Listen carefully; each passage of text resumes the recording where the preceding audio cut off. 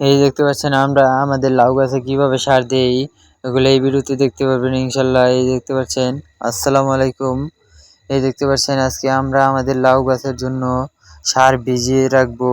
মাইটা সার আর লাল সার, মাইটা সার যেটা ডিএপি এবং লাল সার এমওপি, এই দুই সার ভিজিয়ে রাখবো। মাইটা সারটা আমরা আগের দিন বিকালে ভিজিয়ে রাখছি, পরের দিন বিকালে এই সারটা দেওয়া হবে লাউয়ের খাইয়ের মধ্যে। দেখতে পাচ্ছেন আমরা এগুলা হাতের সাহায্যে মেপে নিচ্ছি। আমরা প্রতিটা খাইয়ের মধ্যে মাইটা সার দিব 10 থেকে 12 গ্রাম। এই অনুপাতে আমরা একটা আইচার মধ্যে আনুমানিকভাবে মেপে নিচ্ছি।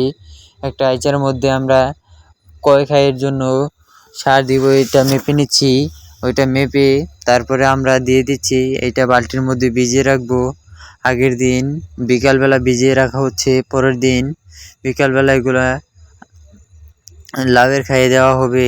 এই দেখতে পাচ্ছেন আমরা একসাথে মাইটা সার এবং লাল সার আগের দিন বিকেলে ভিজিয়ে রাখবো এবং সাদা সার যেটা ইউরিয়া সার, সাদা সার বা ইউরিয়া সার, ওই সারটা পরের দিন সকালবেলা দিয়ে রাখবো। বিকালবেলা সারগুলা দিয়ে দিব খাইয়ের মধ্যে। লাল সার প্রতিটা খাইয়ের জন্য 7 থেকে 8 গ্রাম এর মতন দিয়ে দিতে হবে। এই দেখতে পাচ্ছেন এটা পরের দিন এটাকে ভালোভাবে বালতিতে একটা কাঠির সাহায্যে নেড়ে নিতে হবে।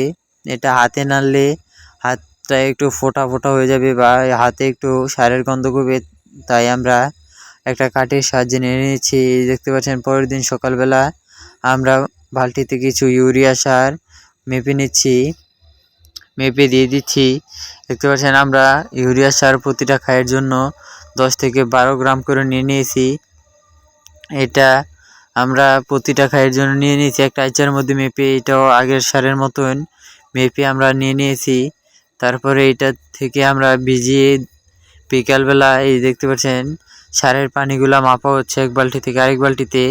এখানে কয় পট সার আছে, আমরা প্রায় 60টা খাইয়ের মতন সার দিব, তাই আমাদের 60 পট সার লাগবে, তাই আমরা 60 পটই পানি দিয়ে দিব।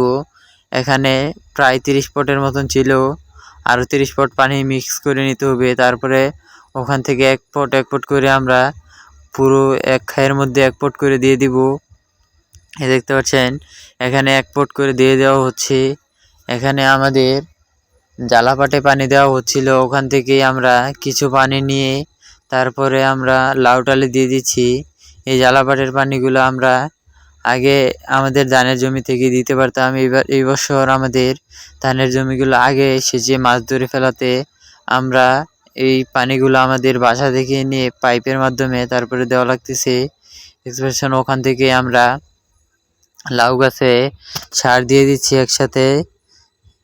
একসাথে সার দিয়ে দিচ্ছি। এই লাউ গাছগুলো একটু লালচে টাইপের হয়ে গেছে, এর জন্য সারগুলো ভিজিয়ে দিচ্ছি।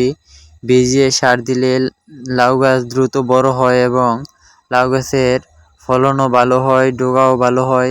এজন্য শাকের যেই লাউ গাছগুলো ওগুলানে বড় হয়েছিল ওগুলানেও আমরা দিয়েছিলাম। আগে একটা ভিডিওতে দেখিয়েছিলাম লাউয়ের ডোগা কীরকম হয়েছে এবং একটা লাউ হয়েছে, ওইগুলো আপনাদেরকে আগে একটা ভিডিওতে দেখিয়েছিলাম।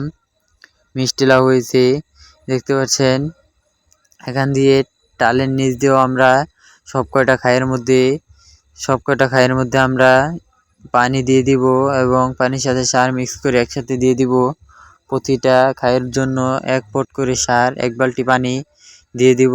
এগুলো দিয়ে দিলে এটা প্রায় 10 দিনের মতন লাগবে। এগুলো ভালো হয়ে যাবে এবং কালো হয়ে যাবে। এভাবে করে প্রতিটা খাইয়ের মধ্যে দেওয়া হয়ে গেলে আমরা এগুলানে আবার কিছুদিন পরেই এখান থেকে এগুলানকে টালে উঠানোর জন্য কিছু কাঠি দিয়ে দিব, যেগুলো লাউ শাকের জন্য লাগিয়েছিলাম ওগুলো নিচে থাকবে, আর যেগুলো লাউয়ের জন্য লাগিয়েছিলাম ওগুলো আমরা টালের মধ্যে উঠিয়ে দিব। টালের মধ্যে উঠিয়ে দিলে ওগুলা আর 15-20 দিনের মধ্যেই ওখানে লাউ ধরা শুরু হয়ে যাবে ইনশাল্লাহ। এই দেখতে পাচ্ছেন টালের নিচে লাউ গাছগুলা মাশাল্লাহ ভালো হয়েছে, কিন্তু একটু লাল হওয়াতে আমরা সারগুলো ভিজিয়ে দিয়েছি। এগুলা 10 দিন দিনের মতন লাগবে। 10 দিনের পরে এগুলা ভালো কালো হয়ে যাবে, ভালো একদম কালো হয়ে যাবে। এর জন্য আমরা সারগুলা দিয়ে দিয়েছি একটু ভিজিয়ে। এখানে প্রায় আমাদের লাউ শাকের এবং লাউয়ের জন্য প্রায় 60টা খাই করা আছে। আসসালামু আলাইকুম।